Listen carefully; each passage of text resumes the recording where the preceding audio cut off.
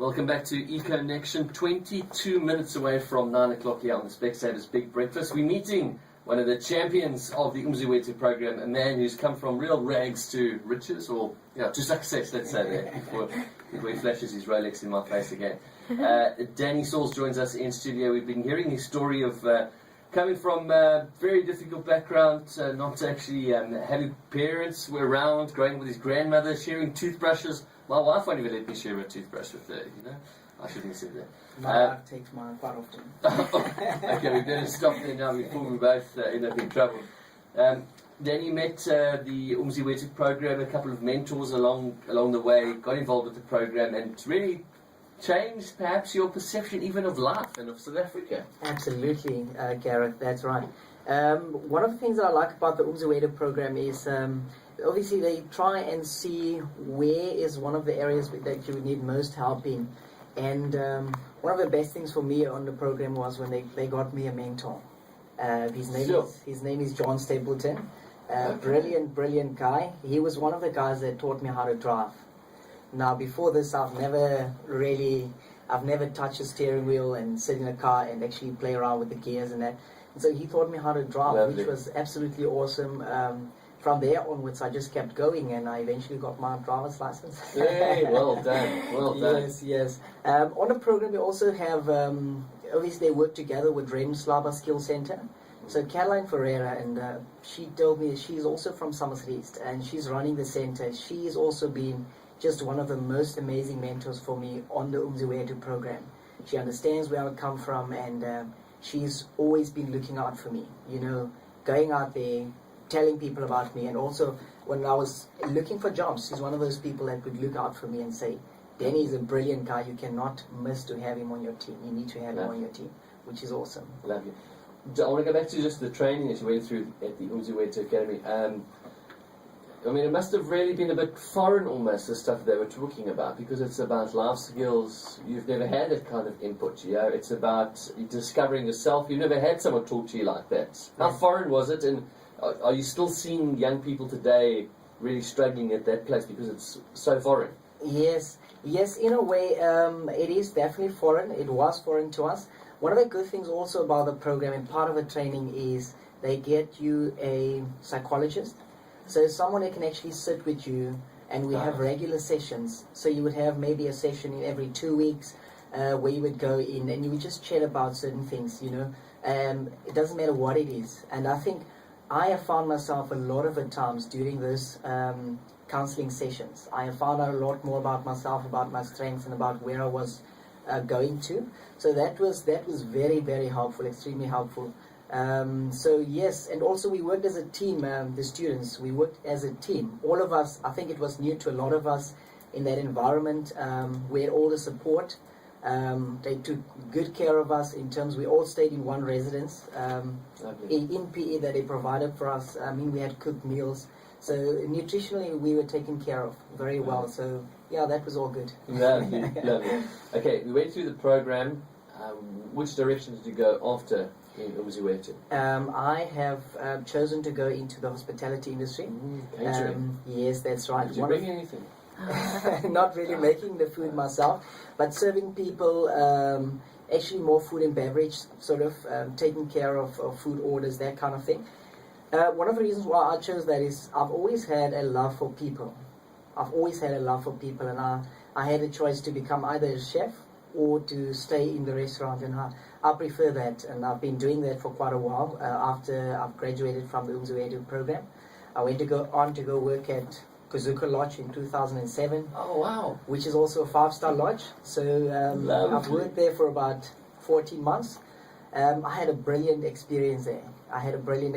Just building my management skills, communication skills, all of that. I had an absolutely wonderful time. And within a year, they had to promote me because they were forced by some of the customers. They were forced by the customers because of the level of service that I was giving. Now, I didn't realize that I was doing a great job. All I was doing is I continued smiling and chatting to people. So from there onwards, they had to promote me to head waiter. I think a month later, I became head barman as well. So now I was running the restaurant and the bar. So that was just the time where I built most of my management skills, which was absolutely awesome. Okay, from Kasuka you had another opportunity? I had another opportunity to go to, that's when I came down to PE. I spoke to Caroline, my mentor, and I said to her, Caroline, I need to find something else in PE. Spread my wings. I need to grow now, I need to grow further. And she managed to know about a position that was available at Shamwari Townhouse, which is now called Number 5 Boutique Art Hotel. Also one of the top class establishments here in Port Elizabeth. So I worked there for about 4 years. And during that time I have done a whole lot of things at Number 5 Boutique Art Hotel. I started off in the food and beverage department. After that I moved to reservations, and after that I became guest relations, and after that I've done a bit of operations.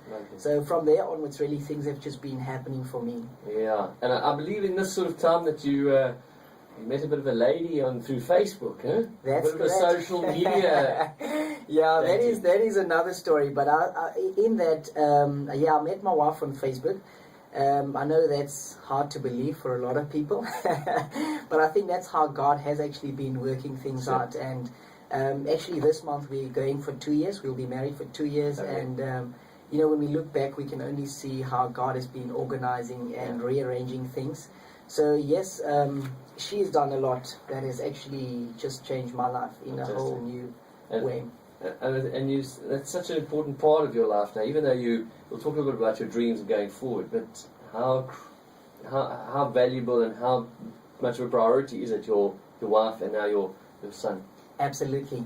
One of the things that my wife have taught me now is not really, but she is more of an inspiration to me than I feel I am to a lot of other people. And my wife she has sort of almost convinced me now to go back to university and to study. So I'm also now doing second year at NMMU. I'm doing business management. So I'm working, taking care of my family. I'm studying as well part-time. Absolutely. I got an opportunity through Wilderness Foundation. They sponsored me with a scholarship.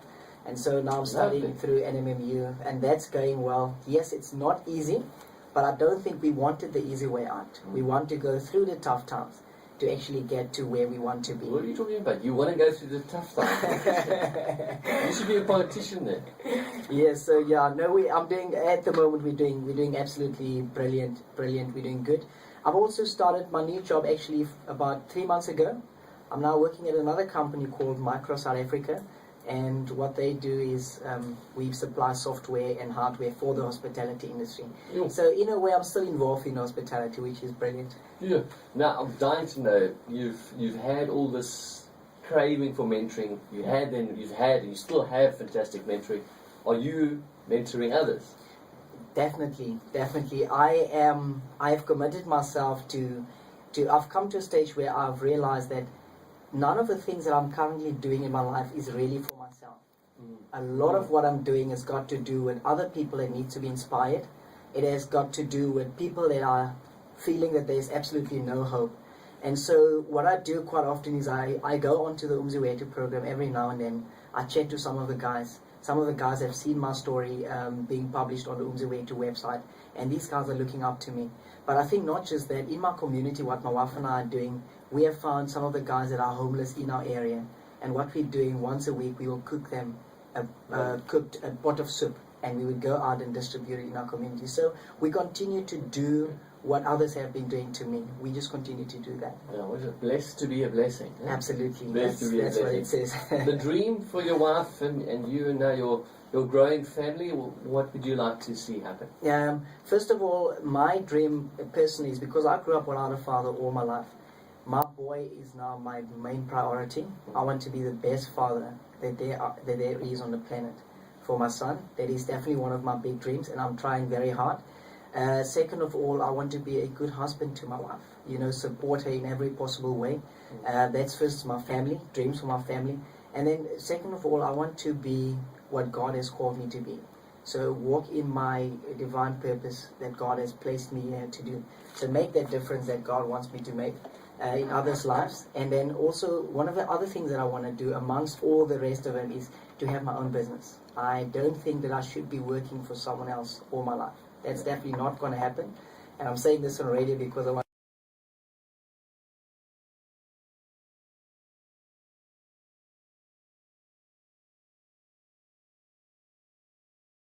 Good. Now, I think your last thoughts I want from you. Think about Danny Sauls, 10-year-old back then. Today's Danny Sauls. What's your message to that Danny Sauls in the midst of everything that he's facing in his life now, sharing a face cloth, in a difficult situation, wondering if there's any hope out there, and there are many like that. So Yes. what's your message to 10-year-old Danny Sauls? My message to a person that is currently finding himself in a place that seems like there is absolutely no hope, there is no light.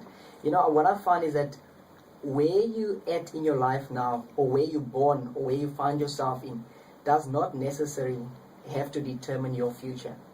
You know, if you look at where you are at the moment and it's dark and you see that there's no hope, don't think that it have to be like that within the next 10 years. Some of the things that are important along the way that we have to learn is to stay positive, to have continuous hope, is look out for people around you that are better than you. Look out for people that are better than you and surround yourself with those people. You know, if you're going to stay in the same group that keep telling you that you can't make it and you will never make it because they feel bad about themselves, you need to get out of there. Find yourself someone that will continually motivate you and tell you that where I am, this is where you can be. And also, so don't worry too much about where you are, but look ahead of you and see the light. There is hope. Wonderful. Your teachability is amazing. I think that is outstanding enough. And just hearing your story today in this short little time that you've had, I really want to encourage you in that and say, well done. Keep going and keep giving that away. And for never giving up.